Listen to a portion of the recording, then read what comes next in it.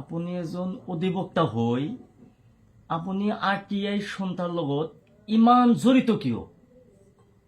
ধন্যবাদ। আসলতে দেখা গৈছে যে RTI ইয়াৰ মানে ফুল ফৰ্মটো হৈছে ৰাইট টু ইনফৰমেশ্যন এক্ট 2005। অসমীয়াত ইয়াক তথ্য জনাৰ অধিকাৰ আইন। বিষয়টো আইনৰ লগত জড়িত আৰু মই এজন আইনজীৱী অধিবক্তা।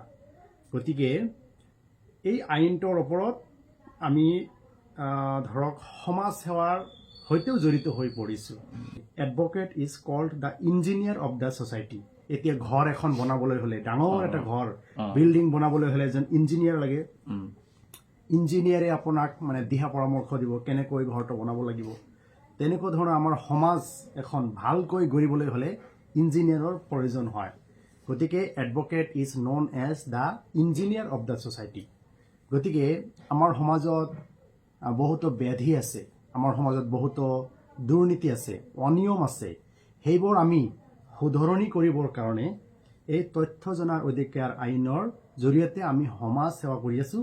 সেইকাৰণে মই RTI কৰ্মী সন্থাৰ লগত জড়িত আৰু অসমৰ একমাত্ৰ দুৰ্নীতি বিৰোধী সংগঠনটো হৈছেই RTI কৰ্মী সন্থা Assam, right to information activist association. এইটো আমি 2019 চনত স্থাপন কৰিছোঁ। আমাৰ ৰেজিষ্ট্ৰেশ্যন হৈছে।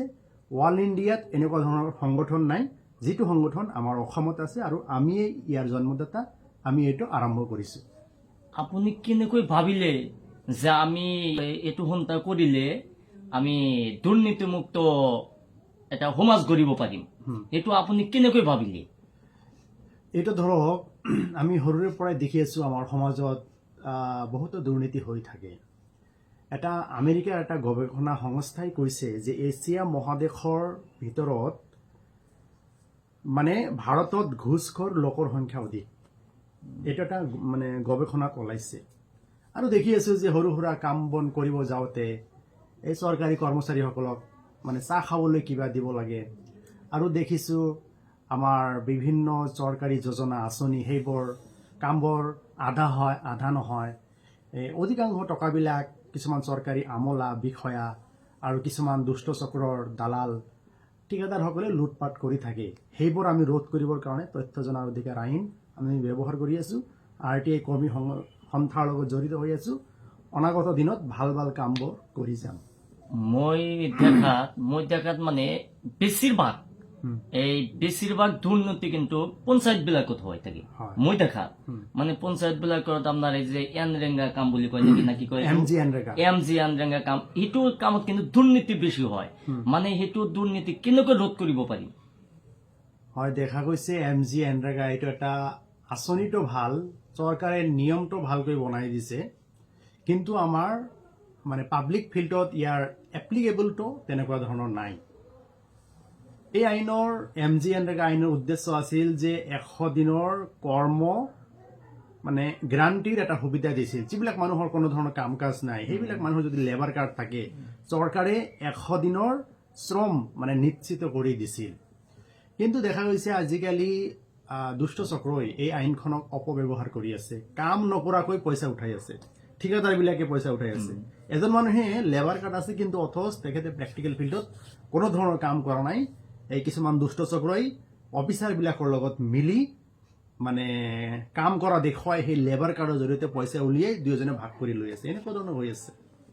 আৰু এটা হয় এইটো হয় যে মানে মানুহবিলাক কি কৰে, এই 4জন 5জন কিবা 7জন মানুহে কাম কৰে, সিহঁতে ঠিকাদাৰ, মানে ৰাস্তাৰ কামৰ ঠিকা লোৱাৰ পিছত সিহঁতে মানে অকলে ফটো উঠি মানে গুচি যায়।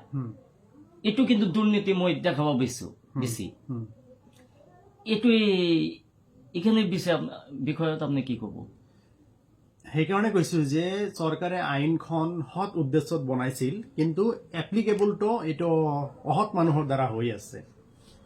গতিকে এই MG এনৰেগা আইন মানুহে কাম কৰা নাই অথবা 2-4জনে মিলি মানে নিজেই ফটো উঠি দেখাই আছে যে কাম কৰিছোঁ, এই বিষয়টো আমি সূক্ষ্মভাৱে তন্নতন্নকৈ পৰীক্ষা কৰা উচিত। আৰু RTI কৰ্মী সন্থাই অনাগত দিনত এই MG এনৰেগা আইনৰ ওপৰত ভালকৈ সিহঁতে বিশ্লেষণ কৰিব, তদন্ত কৰিব।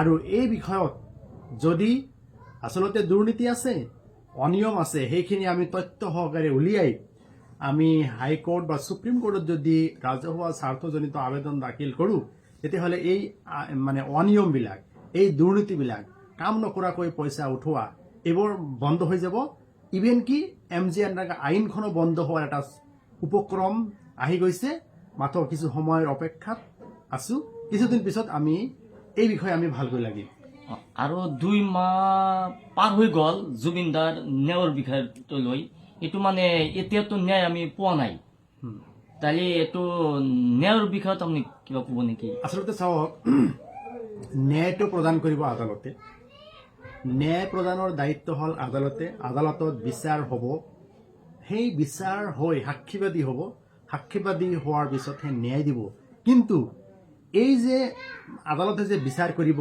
ইয়াৰ কাৰণে তদন্তৰ প্ৰয়োজন তদন্ত কৰিব এইটো মানে পুলিচ বিভাগে গতিকে অসম চৰকাৰে ইতিমধ্যে পুলিচৰ হাতত দায়িত্ব অৰ্পণ কৰিছে অসম চৰকাৰে SIT গঠন কৰিছে জুডিচিয়েল ইনকুৱাৰী মানে সেইটো গঠন কৰিছে এইবোৰ পুলিচে ভালকৈ তদন্ত কৰি উপযুক্ত সাক্ষী প্ৰমাণ আদালতত দি চাৰ্জশ্বিট দাখিল কৰিলে আদালতেহে ন্যায় দিব পাৰিব কিন্তু এইখিনি কথা আছে যে জুবিন গাৰ্গৰ বিষয়টো যিহেতু মানে বিদেশী ৰাষ্ট্ৰত তেখেতৰ ঘটনাটো সংঘটিত হৈছে গতিকে এই ক্ষেত্ৰত মানে হাই পাৱাৰ ইনকুৱাৰী কমিশ্যন এটা লাগিছিল আৰু যেনেকুৱা ধৰণৰ তদন্ত কৰি আছে আমি আগতেও কৈ আহিছোঁ RTI কৰ্মী সন্থাই আমি গুৱাহাটীত ধৰ্ণাও দিছোঁ যে এই তদন্তটো আচলতে CBIৰ দ্বাৰা হ'ব লাগিছিল কাৰণ CBI অতি সোনকালে বিদেশী ৰাষ্ট্ৰৰ সৈতে যোগাযোগ কৰিব পাৰিব সিহঁতৰ এটা এজেঞ্চি আছে গতিকে CBIৰ দ্বাৰা তদন্ত কৰিলে জুবিন গাৰ্গৰ ন্যায় পোৱাটো